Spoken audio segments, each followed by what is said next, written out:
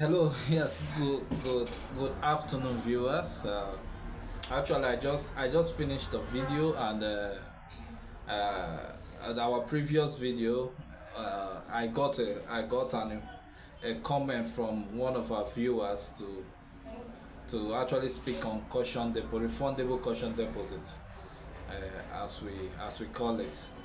So he wanted to get more information about that provision caution deposits when you're renting an apartment and you'll be asked to pay caution deposits.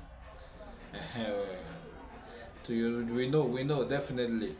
We know, most of us know the process of rental. You'll be asked to pay caution. Now some people will say, caution deposit, is it when I'm going they are supposed to refund it to me? You people don't refund caution deposit. Forget that one. There's nothing like refund this one. That, yes, I must agree with you that most most cases like that, they don't get to refund caution. The landlord doesn't refund caution deposit. It's like when you pay it, you just pay. Even if you leave the at your expiration of tenancy, you're vacating the place and everything is still intact, they still don't refund it. But let me clarify some things here. If you're renting a house, there's need to pay caution deposit. And this caution deposit payment, you must ensure that it's properly established in your tenancy agreement. It's properly established. What I mean by established, what covers the caution deposit? What happens that will make your landlord withdraw that caution deposit? Because it's supposed to be refundable. That's why it's called refundable caution deposit. And why it's called refundable caution deposit? Because it's supposed to be refunded after you're moving out. That is why it's called refundable. So it's just an amount that your landlord keeps somewhere which is not supposed to touch, and say, oh, if after you finish staying in the apartment, if I come back and my window is missing, or my door is missing, or this thing is broken, as long as it's not my responsibility according to the tenancy agreement, I will use that money and sort that out. But when you're living in an apartment and you don't have such case at all, that caution deposit should be refunded. That is the fact. That is statutory. That is the fact.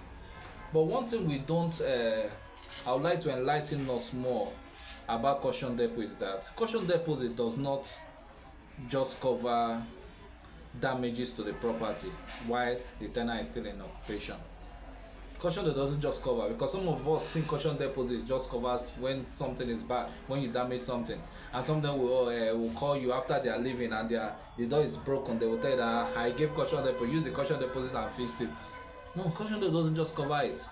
Caution deposit covers damages to the property.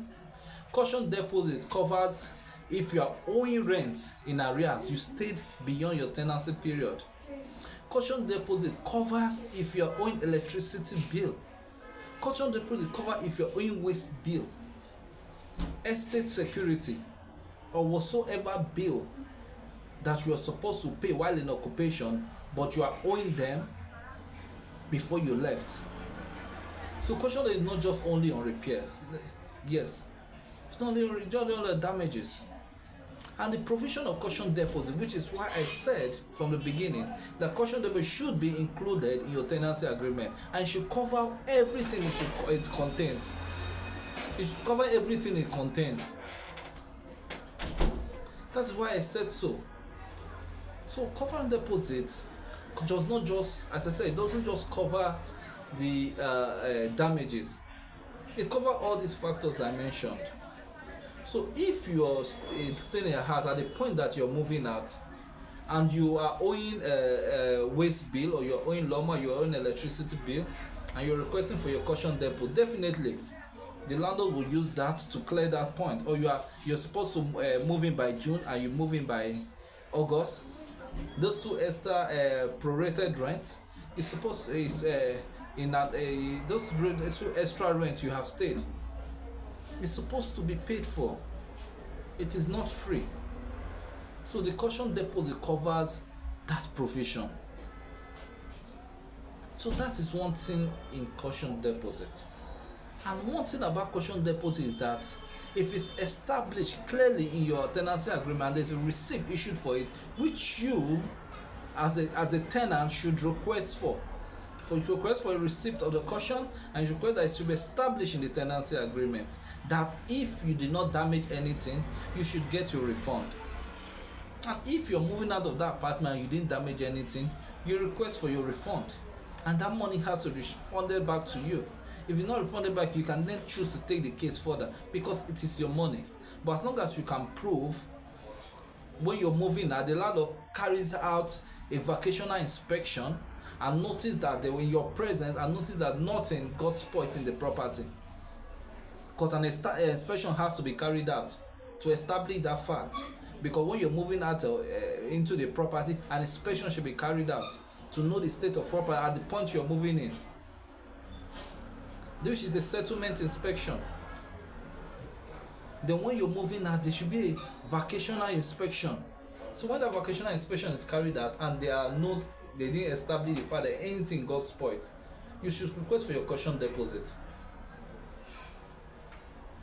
That is the fact. As long as you have your receipt and it's written in the tenancy agreement, you should request for your caution deposit. So that is all about caution deposit. To round it up, caution deposit, one, doesn't just cover damages, it also covers other factors which I have mentioned.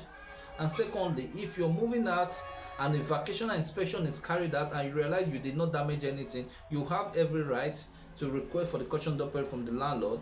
If it doesn't give you, you can decide to take the case further. And caution deposit does not have any stipulated amounts.